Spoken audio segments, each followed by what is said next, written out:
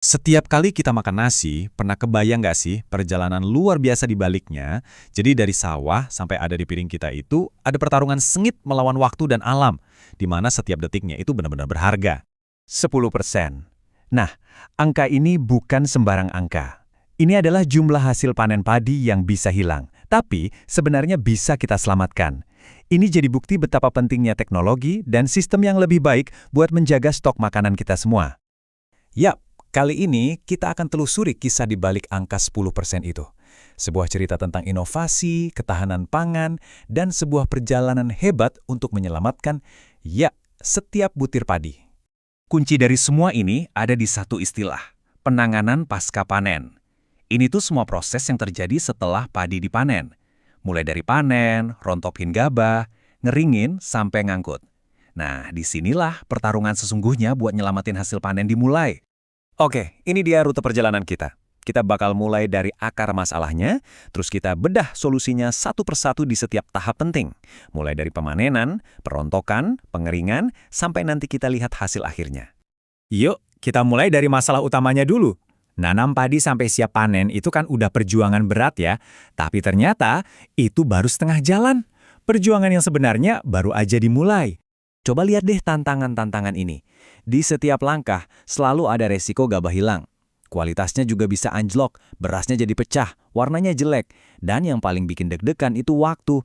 Telat sedikit aja bisa-bisa seluruh hasil panen hancur. Metode lama juga seringkali kurang efisien.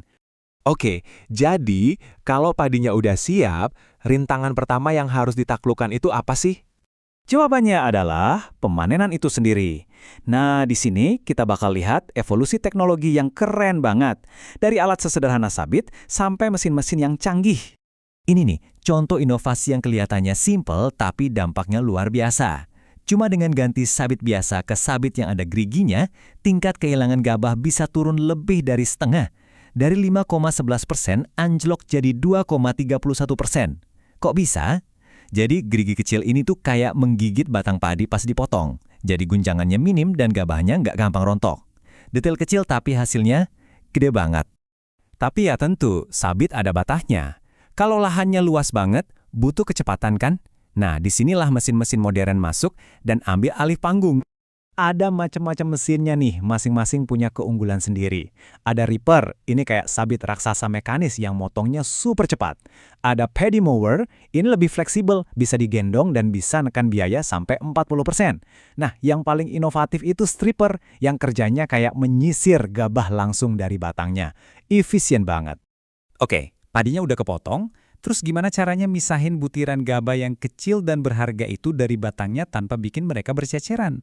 Nah, kita masuk ke tahap berikutnya, perontokan. Ini proses yang krusial banget buat misahin gabah dari jerami. Kalau salah langkah di sini, akibatnya bisa fatal. Kita bisa kehilangan 5% lagi dari hasil panen. Coba bayangin deh, dalam skala nasional, berapa banyak nasi yang kebuang sia-sia?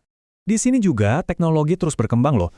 Dari cara manual tradisional yang namanya gebotan, kita pindah ke pedal thresher yang digoes. Ini lebih efisien. Terus puncaknya ada power thresher yang pakai mesin. Ini bisa menekan kehilangan gabah sampai sekitar 3%. Dan ini bukan cuma soal jumlah, tapi juga kualitas. Lihat di data ini. Cuma karena telat merontokkan padi, persentase beras utuh yang dihasilkan atau rendemen bisa anjlok dari 63% ke 56%. Artinya apa? Berasnya jadi lebih banyak yang pecah dan pastinya nilai jualnya turun. Oke, padi udah dipanen, gabah udah dirontokkan. Sekarang, kita berhadapan sama musuh terbesar, kelembapan. Gimana cara kita menang lawan musuh yang satu ini? Nah, ini dia babak penentuan. Pengeringan.